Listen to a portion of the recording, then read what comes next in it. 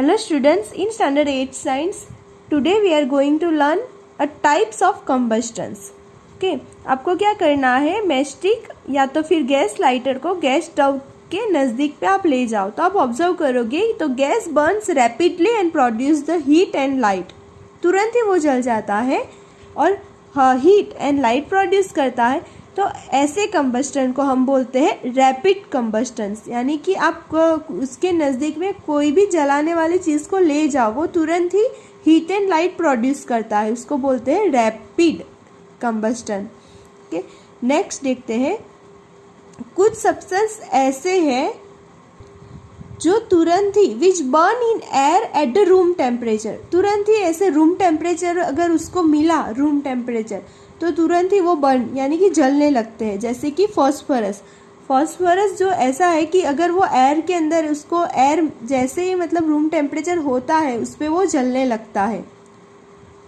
तो the type of combustion in which material suddenly burst into the flame and without application of any apparent कोज.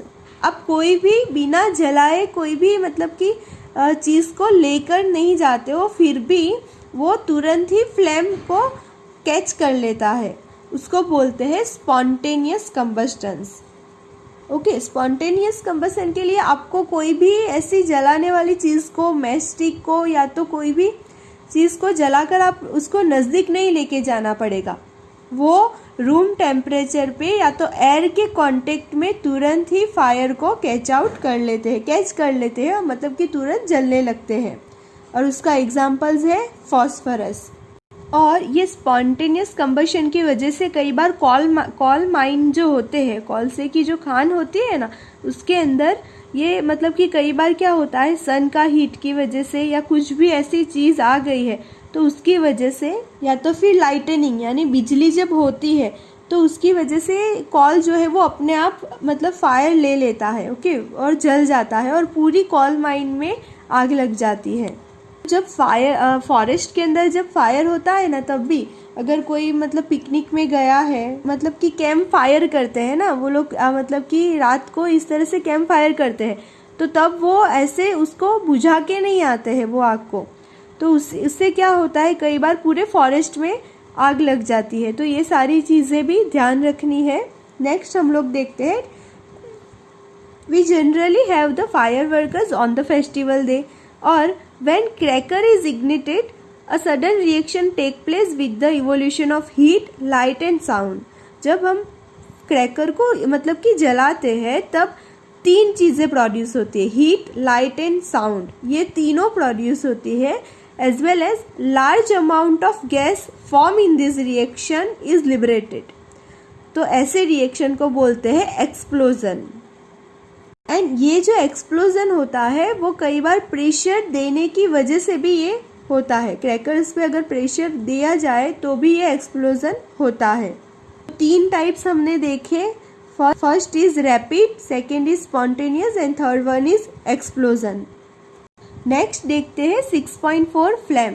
आपको flame को observe करना है. एक candle का फ्लेम को ऑब्जर्व करना है and flame of the kitchen stove का जो है उसका ऑब्जर्व करना है.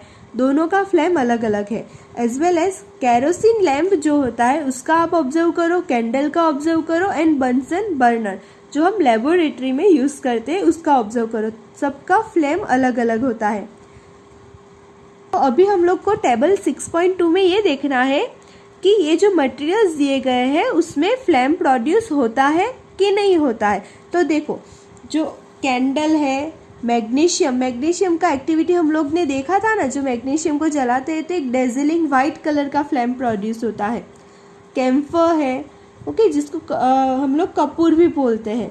कैरोसिन स्टोव है एंड चारकोल. ये सबका हमें फ्लेम ऑब्जर्व करना है. तो आप देखोगे candle, magnesium, camphor, kerosene stove ये सबके अंदर फ्लेम फॉर्म्स होता है, लेकिन चारकोल के अंदर फ्लेम फॉर्म्स नहीं होगा. ब्लैक कलर का पाउडर है जिसके अंदर फ्लेम प्रोड्यूस नहीं होता है. तो ये इससे आपको यही समझना है कि सबका फ्लेम अलग अलग दिखता है और इसके बारे में हमें अभी डिटेल्स में पढ़ना है. 6.5 स्ट्रक्चर ऑफ अ फ्लेम. उसके लिए हमें 3 एक्टिविटीज़ करनी है. एक्टिविटी 6.5 है, एज वेल एज उसके साथ में और 2 एक्टिविटी है। तो ये एक्टिविटी के अंदर हमें एक कैंडल को इस तरह से जला देना है और हमें एक ग्लास ट्यूब लेना है और इसको पेयर ऑफ टंग से इस तरह से होल्ड करके रखना है। और आपको ये ग्लास ट्यूब को, ये जो कैंडल है उसका ये जो बीच वाला पार्ट्स है जिसको हम बोलते हैं dark zone of the candle, ये बीच वाला जो ये वाला पार्ट्स है ना, ये इस पे हमें रखना है ये ग्लास ट्यूब को। ओके, फिर हमें क्या करना है, ये ग्लास ट्यूब का जो दूसरा एंड है, ये एंड पे हमें एक मैचस्टिक को जलाना है। Bring a lighted matchstick near the other end of the glass tube, उसका यहाँ पे हमें रखना है। तो जब आप यहाँ पे जो एक जलाई हुई मैचस्टिक को लेकर जाते हो तो आपको यहाँ पे एक फ्लैम देखने को मिलता है। जैसे ये मोमबत्ती का होता है वैसे ही यहाँ पे एक फ्लैम प्रोड्यूस होगा। क्यों ऐसा होता है? क्योंकि यहाँ पे एक एंड, ग्लास ट्यूब का एक एंड, ये जो कैंडल है उस यहाँ पे है, इसका heat as well as vapour सारे कहाँ पे जाएंगे, इस साइड में जाएंगे और हीट जो है वो पास होगी, इसीलिए ये फ्लैम जो हमने जलाई मैचस्टिक यहाँ पे लाए फिर भी यहाँ पे एक फ्लैम प्रोड्यूस होगा।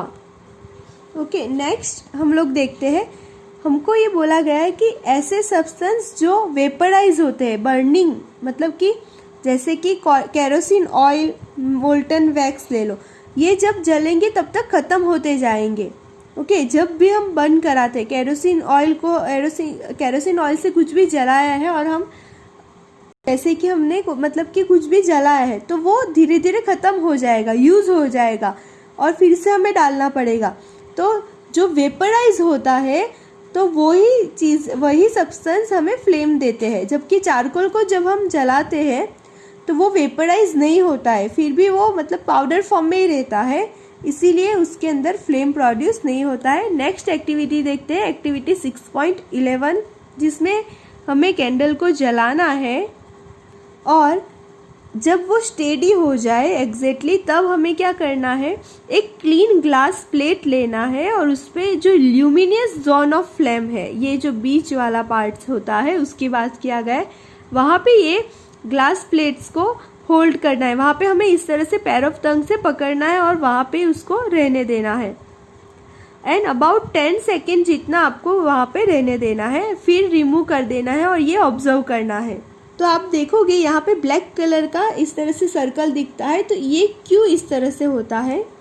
तो जब हमने यहाँ पे ग्लास प्लेट रखी है तो यहाँ पे जो अनबर्न कार्बन पार्टिकल्स होते हैं जो विदाउट मतलब कि वो जले हुए नहीं है, ओके, तो वो कार्बन के पार्टिकल्स की वजह से यहाँ पे ब्लैक कलर का ये सब्सटेंस यहाँ पे फॉर्म हो जाता है।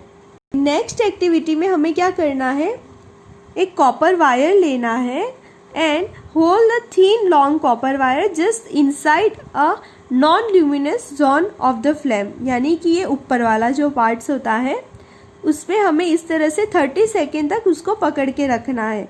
तो आप देखोगे जो ये कॉपर वायर है एकदम से रेडिश कलर का हो जाता है एंड बहुत ही हॉट हो जाता है।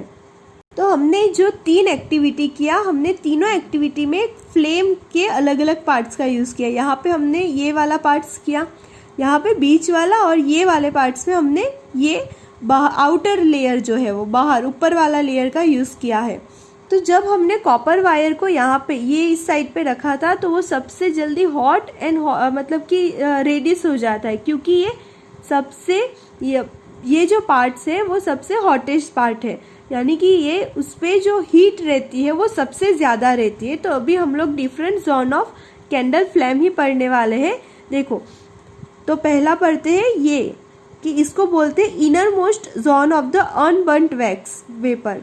ओके, यहाँ पे जो जहाँ से ये जलना स्टार्ट होता है इसको इनर मोस्ट बोला जाता है, सबसे अंदर वाला।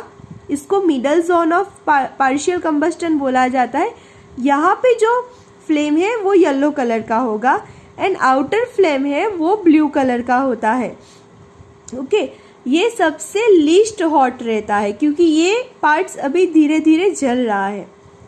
ये मॉडरेटली मीडियम, और ये जो आउटर लेयर है ये सबसे हॉटेस्ट पार्ट रहता है। सब मगर आप यहाँ पे मतलब आप टच करोगे तो आपको हीट सबसे ज़्यादा फील होगा। और ये वाला जो पार्ट्स होता है वो थोड़ा सा ब्लैकिश होता है, आपने देखा होगा। तो क्यों ऐसा होता है? क्योंकि ये जो पार्ट्स होता है वहाँ पे कार्बन के जो पार्टिकल्स होते हैं वो अनबर्न्ड होते हैं। ओके, उसका कंबशन नहीं होता है, जिसकी वजह से ये थोड़ा कूल होता है और ब्लैकिश होता है। अनबर्न कार्बन पार्टिकल्स होते हैं। मिडल जोन की बात करें तो यहाँ पे कम्प्लीटली ऑक्सीजन ना मिलने की वजह से ये जो वैक्स की जो पार्टिकल्स होते हैं वो उसका कंप्लीट कंबशन नहीं होता है, जिसकी वजह से येलो कलर के होते हैं। और ये थोड़ा लीस्ट हॉट रहता है, ये थोड़ा मॉडरेटली हॉट रहता है।